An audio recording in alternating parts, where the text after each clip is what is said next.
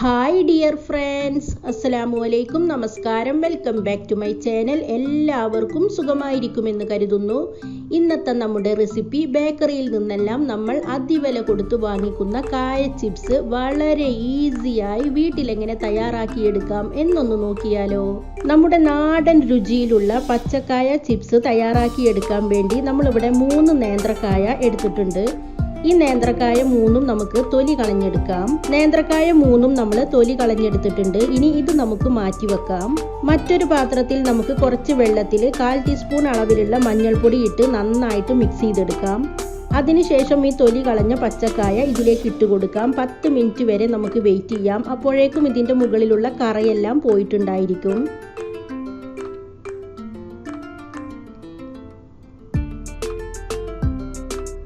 10 മിനിറ്റിന് ശേഷം മഞ്ഞൾ വെള്ളത്തിൽ നിന്നും നമ്മൾ പച്ചക്കായ പുറത്തേക്കെടുത്ത് ഒരു ടിഷ്യൂ പേപ്പർ കൊണ്ട് ഇതിൻ്റെ മുകളിലുള്ള വെള്ളമെല്ലാം നന്നായിട്ട് തുടച്ചെടുത്തിട്ടുണ്ട്. ഇനി നമുക്ക് ഈ പച്ചക്കായ എത്രത്തോളം നൈസായിട്ട് കട്ട് ചെയ്യാൻ പറ്റുന്നോ അത്രത്തോളം നൈസായിട്ട് കട്ട് ചെയ്തെടുക്കാം. ഇപ്പം നമ്മുടെ പച്ചക്കായ വളരെ നൈസായിട്ടാണ് നമ്മളിവിടെ കട്ട് ചെയ്തെടുത്തിട്ടുള്ളത്. മറ്റൊരു ബൗളിൽ നമ്മൾ 1/4 ടീസ്പൂൺ അളവിലുള്ള മഞ്ഞൾപ്പൊടിയും 1/4 ടീസ്പൂൺ അളവിലുള്ള ഉപ്പും കൂടി 1/2 ഗ്ലാസ് വെള്ളത്തിൽ നന്നായിട്ട് കലക്കിയെടുത്തിട്ടുള്ളതാണ്.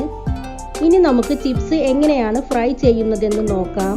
നമ്മുടെ ചിപ്സ് ഫ്രൈ ചെയ്യാനിതാ വെളിച്ചെണ്ണ ഇവിടെ നന്നായിട്ട് ചൂടായി വന്നിട്ടുണ്ട്. വെളിച്ചെണ്ണയിൽ ഉണ്ടാക്കുമ്പോഴാണ് നമ്മുടെ ഈ കായ ചിപ്സിന് നല്ല നാടൻ ടേസ്റ്റ് കിട്ടുന്നത്. ഹൈ ഫ്ലെയിമിൽ ഇട്ടിട്ട് തന്നെ വേണം വെളിച്ചെണ്ണ നന്നായിട്ട് ചൂടാക്കിയെടുക്കാൻ. അതിനുശേഷം നമുക്ക് കട്ട് ചെയ്ത് വെച്ചിട്ടുള്ള ഈ കായ ഇതിലേക്ക് ഇട്ട് കൊടുക്കാം.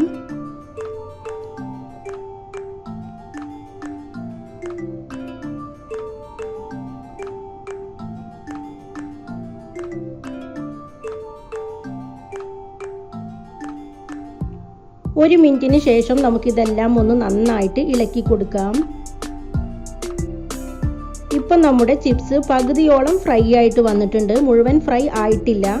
പകുതിയായി വരുന്ന സമയത്ത് നമ്മൾ കലക്കി വെച്ചിട്ടുള്ള ഈ ഉപ്പിൻ്റെയും മഞ്ഞൾപ്പൊടിയുടെയും മിക്സ് ഇതിലേക്ക് ഒഴിച്ചു കൊടുക്കാം.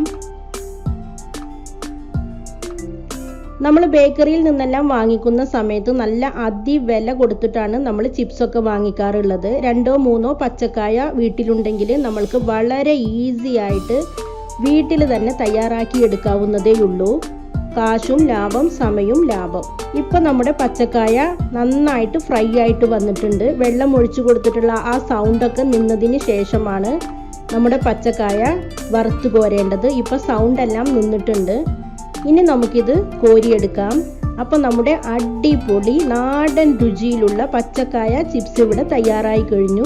എല്ലാവരും ട്രൈ ചെയ്ത് നോക്കണം. എൻ്റെ വീഡിയോകളും റെസിപ്പികളും നിങ്ങൾക്ക് ഇഷ്ടമാവുന്നുണ്ടെങ്കിൽ സബ്സ്ക്രൈബ് ചെയ്ത് സപ്പോർട്ട് ചെയ്യാൻ മറക്കരുത്. സബ്സ്ക്രൈബ് ചെയ്താൽ മാത്രമേ ഞാനിടുന്ന പുതിയ വീഡിയോകളുടെ നോട്ടിഫിക്കേഷനുകൾ നിങ്ങൾക്ക് അതാത് സമയത്ത് ലഭിക്കുകയുള്ളൂ. ഇൻഷാ അല്ലാ വീണ്ടും പുതിയൊരു വീഡിയോയിലൂടെ കാണാം. Thanks for watching.